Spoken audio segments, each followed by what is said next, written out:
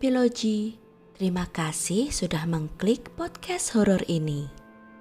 Kali ini, aku akan membawakan kisah horor fiksi yang diangkat dari novel karyaku yang berjudul Rahasia Mertua.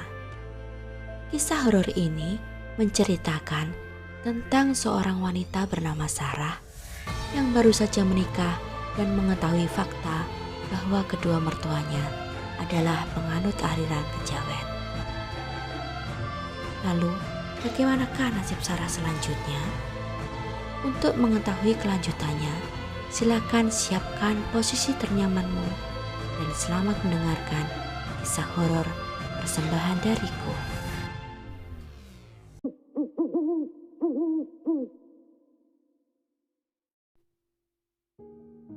Meski sudah kucoba untuk mengabaikannya, namun, rasa sakit itu kian menggila. Aku yang semula hanya meringis, kini mulai merintih-rintih kesakitan dalam kegelapan. Mama tak berkata apa-apa. Beliau hanya terus memijat betisku. Kian lama, pijatannya kian kuat hingga membuatku mengadu. Aduh, sakit mah. Jangan terlalu kencang, rintihku. Mama tak menjawab, tapi pijatannya mulai pelan kembali. Kurasakan bayiku mulai menendang-nendang dengan kuat. Aku pun mulai mengeliat ke kanan dan ke kiri, menahan rasa sakit. Air mataku mulai menetes di pipi. Mengapa Mas Bas lama sekali?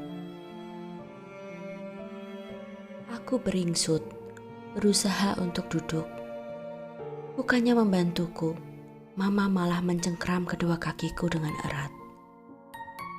Ku dengar suara petir menggelegar di atas rumah ini. Sekilas, kilatan cahayanya terlihat dari ventilasi di atas jendela kamar kami. Dalam sedetik, kulihat ekspresi Mama yang ganjil. Beliau menatapku tajam sembari menyeringai. Tiba-tiba, bulu kuduku meremang. Kini aku menyadari sesuatu. Mama tak akan mencengkeram kakiku dengan begitu kuat. Mama pun tak pernah menyeringai dengan cara seperti itu. Sosok yang sedang berada di hadapanku ini bukanlah Mama.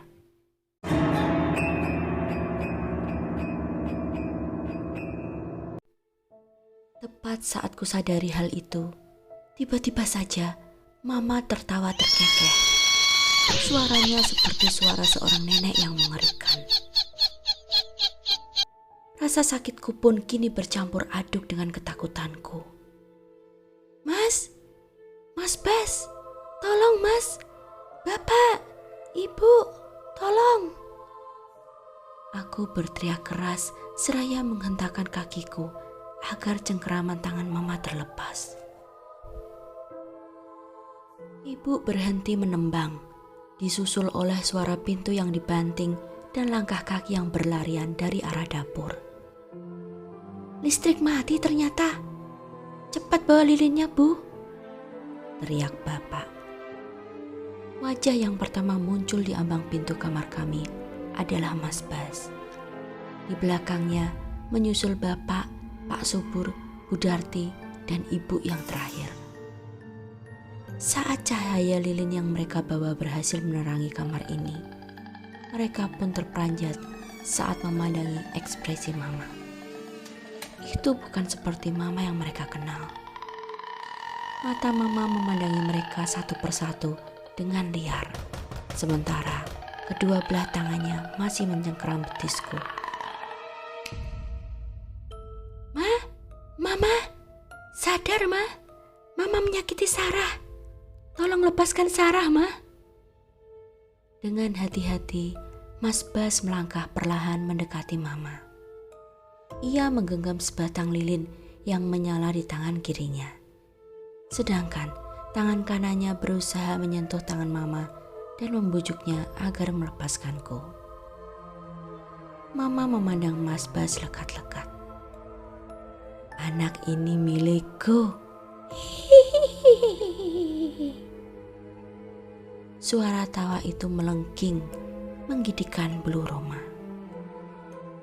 Dia bukan milikmu, Nyi Ganda Mayit, teriak bapak penuh amarah. Perempuan iblis itu semakin keras tertawa mendengar ucapan bapak. Kupandangi Mas Bas. Ia ingin melawan iblis itu, namun ia bingung bagaimana caranya agar tak menyakiti fisik mama. Ibu masuk ke dalam kamar.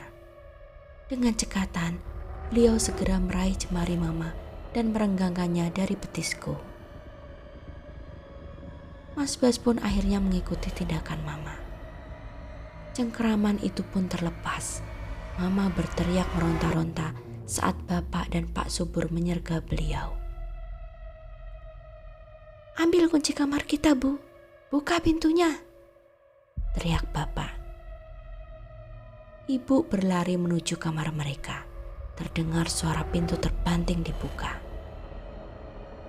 Ayo kita kurung Bening Rum sementara di sana. Bapak, Pak Subur, Bu Darti dan Ibu menggiring mama untuk masuk ke dalam kamar itu. Terdengar pintu itu ditutup dan dikunci dari luar.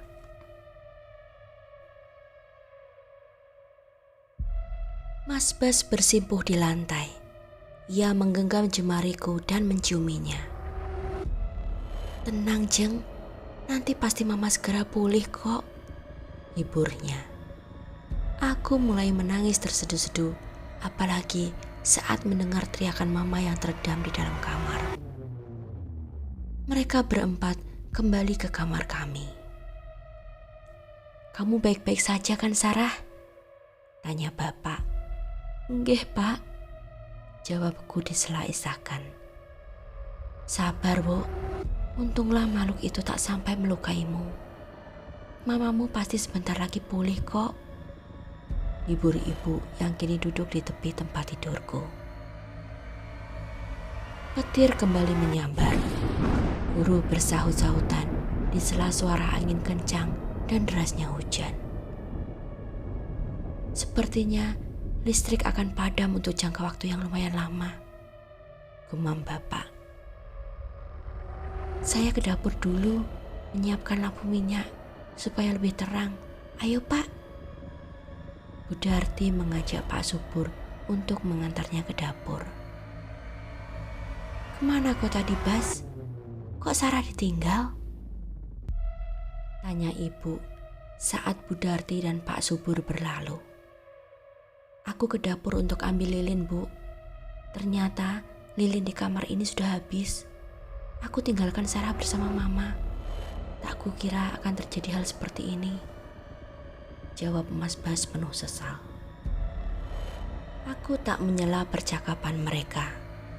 Konsentrasiku hanya terpusat pada rasa sakit luar biasa yang kini mengaduk perutku. Tanpa kusadari, tiba-tiba saja aku mulai mengejan. Bayinya akan lahir? Tanya ibu.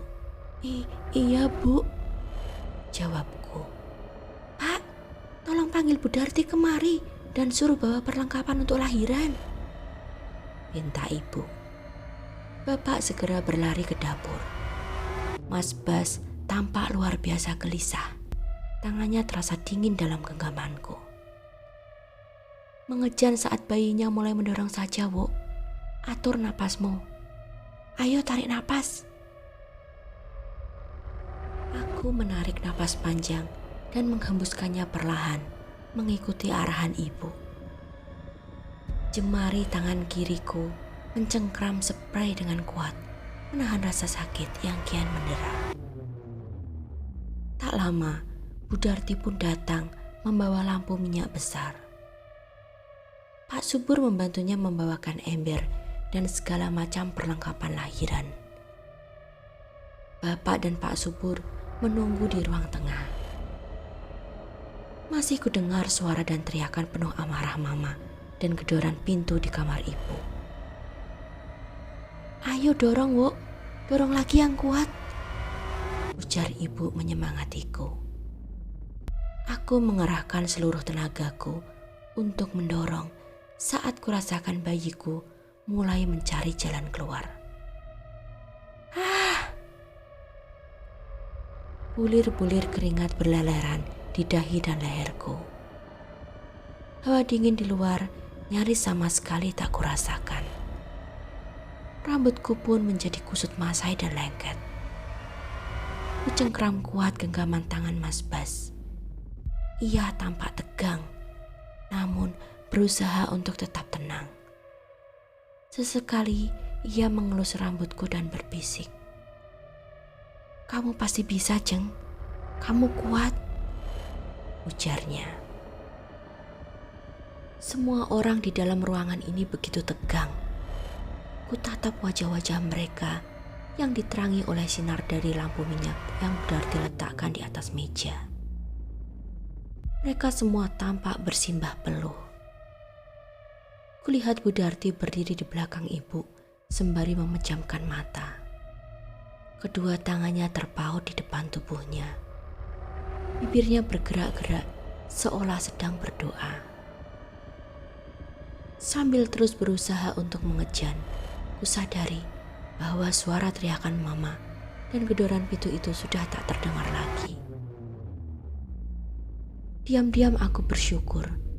Mungkin mama sudah tersadar dan kini sedang beristirahat. "Dorong lagi, Bu. Dorong yang kuat. Sudah kelihatan kepalanya," teriak ibu dengan keras. Dengan mengucap basmalah, aku menarik napas dalam-dalam lalu mengejar dengan kuat. Akhirnya, bayiku pun lahir. Kehadirannya di dunia ini diiringi oleh kilatan petir yang benderang dan suara gemuruh yang memekakkan telinga. "Alhamdulillah, laki-laki, Bas," ibu berseru bahagia saat beberapa detik kemudian terdengar suara tangis bayiku yang melengking. Beliau langsung meletakkan bayiku di atas meja yang sudah dialasi busa tipis, lalu memotong tali pusat bayiku.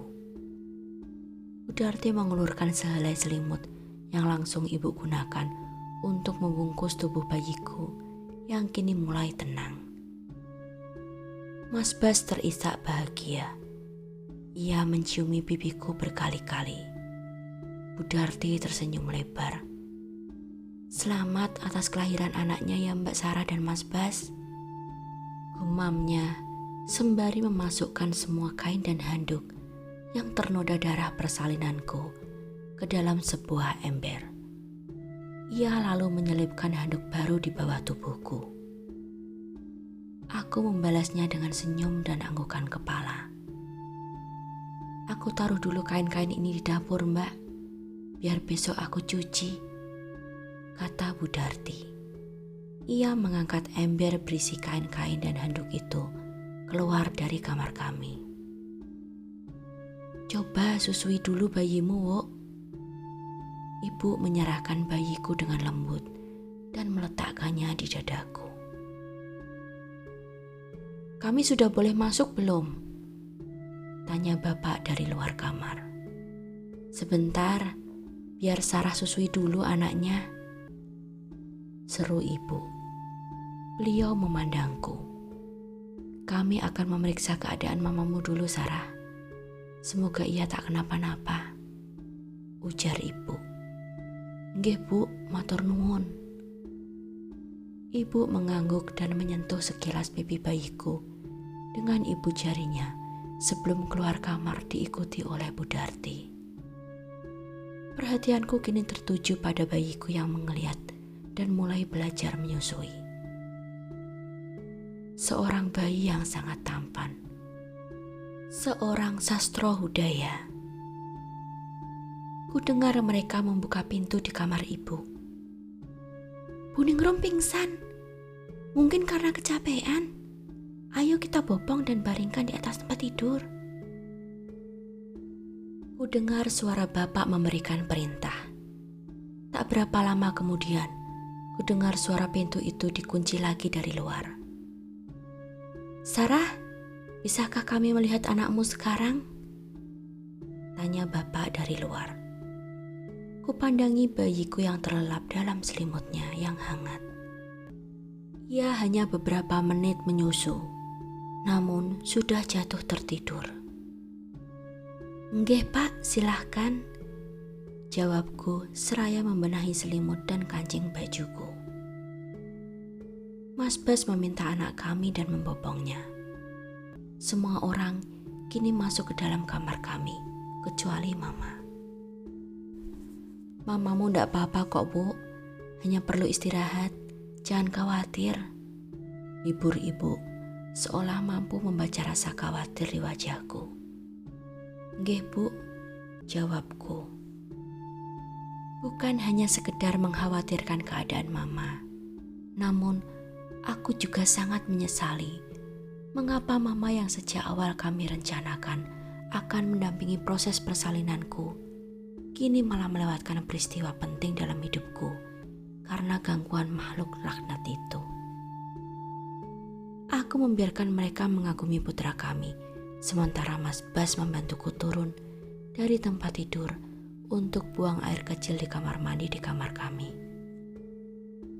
Sekembalinya dari kamar mandi, aku kembali berbaring di atas tempat tidur. Mas Bas meminta kembali anak kami untuk digendongnya.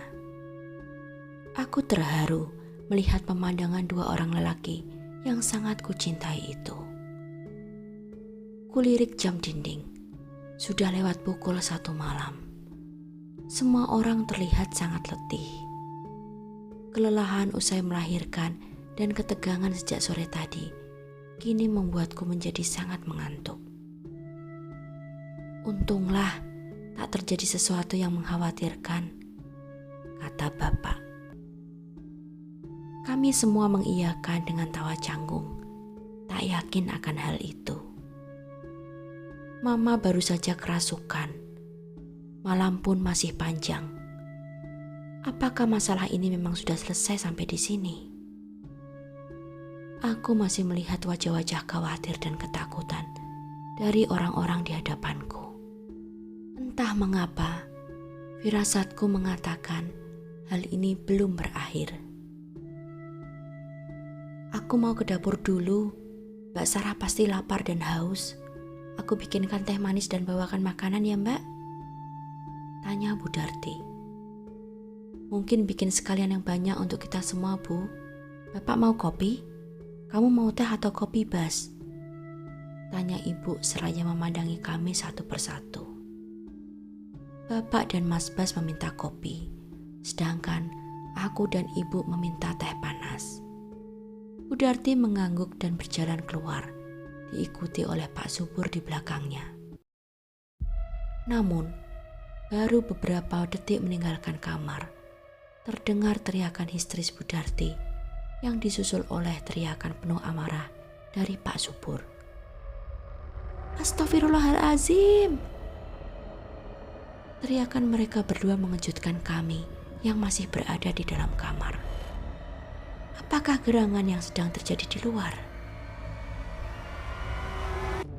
Mas Bas menyerahkan bayi kami kepadaku, lalu bergegas berlari keluar dan menyusul bapak dan ibu yang lebih dahulu berlari ke arah dapur. Aku mendekap bayi kami erat-erat, seolah bisa merasakan ada bahaya yang sedang mengancam kami.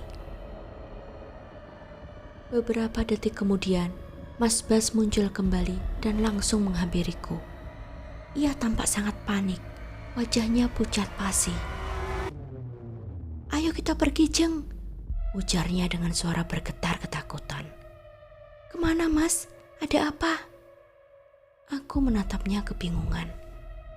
Mas Bas menyambar sebuah tas jinjing dari lemari pakaian bawah, lalu mengisinya dengan pakaian dan perlengkapan bayi kami secara serampangan. "Pokoknya pergi jauh dari rumah ini. Nyi Gandamaya datang, Jeng. Ia menghisap dan menjelati kain-kain yang masih penuh dengan noda darah persalinanmu di dapur." Aku memekik ketakutan. Ku pererat dekapanku dan ku sambar selimut untuk menutupi bayi kami. Dengan berpegangan satu tangan pada dinding, aku mencoba bangkit dari tempat tidur. Pandanganku berkunang-kunang sesaat. Aku merasa begitu lemah dan tak berdaya. Namun, kuabaikan perasaan itu. Rasa takutku terkalahkan oleh tekad kuat untuk menyelamatkan bayi kami. Meski lututku masih lemah dan goyah, namun kupaksakan untuk berdiri dan melangkah menuju ke pintu keluar. Aku tak sempat berganti pakaian. Bayi kami pun masih telanjang berbalut selimut, belum sempat dipakaikan pakaiannya. Mas Bas menggandeng tangan kananku dengan tangan kirinya yang bebas. Di tangan kanannya, ia membawa kunci mobil dan tas jinjing kami. Ku dengar suara bapak berteriak-teriak dari arah dapur, menyuruh kami segera pergi. Cepat tinggalkan rumah ini, Bas. Bawa Sarah dan bayi kalian sejauh-jauhnya. Biar kami yang menahan perempuan iblis ini di sini. Demi mendengar perintah itu, tanpa menoleh lagi, kami pun bergegas menuju pintu depan. Pintu itu terkunci. Anak kuncinya tak tergantung di sana. Kami pun menjadi sangat panik. Dalam kekalutan, Mas Bas bergegas menghampiri dan membuka sebuah meja yang menempel di dinding ruang tamu. Dengan kasar, ia menarik keempat lacinya. Ia mengeluarkan sebuah kunci besar dengan gantungan kunci berbentuk wayang dari kuningan. Mas yakin itu kuncinya? Tanyaku ragu. Iya Jeng, pasti. Ini memang kunci cadangan pintu depan. Jawabnya tanpa ragu. Mas Bas berlari menuju ke pintu. Lalu ia berkutat dengan anak kunci itu. Klik. Kunci itu terdengar memutar dengan lancar, tanpa kendala. Senyuman lebar merekah di wajah Mas Bas. Namun, senyum itu segera lenyap sedetik kemudian saat Mas Bas menyentuh gagang pintu dan mencoba untuk membukanya. Ekspresi wajah Mas Bas tampak tegang, bercampur keheranan. Kenapa, Mas? Aku bertanya sambil sesekali menoleh khawatir ke arah dapur. Masih terdengar teriakan bapak, ibu, Pak Subur, dan Bu Darti dari sana. Pintu ini sudah tak terkunci, Jeng. Sudah terbuka kuncinya. Namun ada sesuatu yang menahannya dari luar. Mas Bas nyaris menjerit saat mengatakan hal itu. Ayo kita lewat pintu samping, perintahnya. Ia menyambar tas jinjing dan menggandeng tanganku kembali. Kami berbalik menuju ke pintu samping dengan berlari. Gagang pintu itu pun terkunci, padahal biasanya hanya dikunci dengan grendel pintu. Dalam keremangan malam, kulihat sekilas raut wajah suamiku yang nyaris putus asa. Aku harus kembali ke dapur dan bertanya kepada ibu di mana mereka menyimpan kunci pintu ini, Jeng, katanya. Tidak, Mas. Jangan kembali ke sana, bahaya, cegahku. Tangan kananku mencengkram kuat lengannya.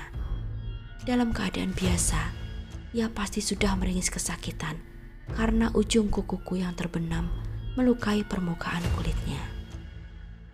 Namun kali ini, ia hanya menatapku kebingungan. Lalu kita harus lewat mana, Jeng? Semua jendela berteralis besi. Tanpa menjawab, aku berlari menyeberang ruangan menuju pintu samping lainnya. Bayi kami terayun-ayun dalam selimutnya. Untunglah ia masih tertidur. Mas Bas mengikutiku berlari. Perasaanku melambung bahagia saat kulihat serangkaian anak kunci yang tergantung di sebuah paku yang menancap pada dinding sebelah pintu. Rupanya, semua kunci pintu di rumah ini menjadi satu dalam rangkaian itu.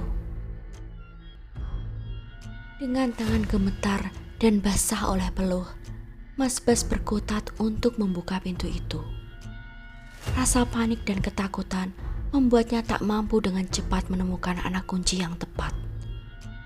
2 kali ia gagal memasukkan anak kunci yang berbeda. Saat memasukkan anak kunci yang ketiga, ku dengar teriakan keras bapak yang membuat jantungku terasa rontok. Terdengar suara klik pelan. Pintu itu berhasil terbuka. Aku merapatkan selimut bayiku, bersiap untuk menerjang hujan menuju mobil Mas Bas yang terparkir di halaman. Mas Bas menunduk untuk meraih tas jinjing kami. Saat kami sama-sama hendak berlari keluar, sontak kami berdua terkejut dan berteriak keras secara bersamaan. Saat itu juga Pak Subur dan Bu Darti berlari menghampiri kami. Aku melihat bapak menyusul di belakang mereka dengan dipapa oleh ibu.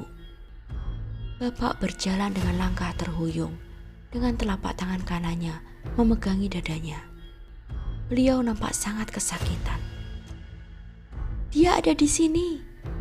teriak Pak Subur sembari menunjuk ke arah derasnya hujan. Di sana, di bawah derasnya siraman hujan dan sambaran petir yang menyilaukan, berdiri sosok seorang perempuan dengan posisi menyerang. Kukunya yang tajam runcing menekuk, seolah siap menerkam kami. Perempuan itu sangat mengerikan. Wajahnya seperti sosok seorang nenek, namun tubuhnya tampak kuat dan lihat seperti seorang perempuan muda.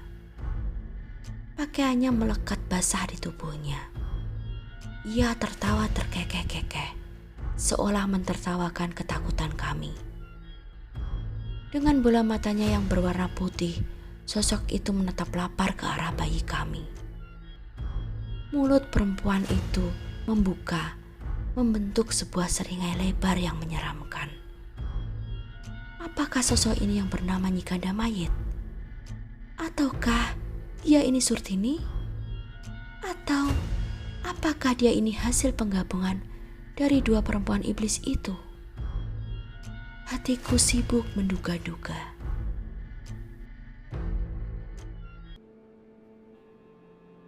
Demikianlah akhir part ke-19 dari kisah horor yang berjudul Rahasia Mertua. Apakah kalian suka ceritanya? Silakan tinggalkan komentar, berikan like, share, dan subscribe channel ini agar kalian mendapatkan notifikasi setiap aku mengupload part berikutnya. Terima kasih.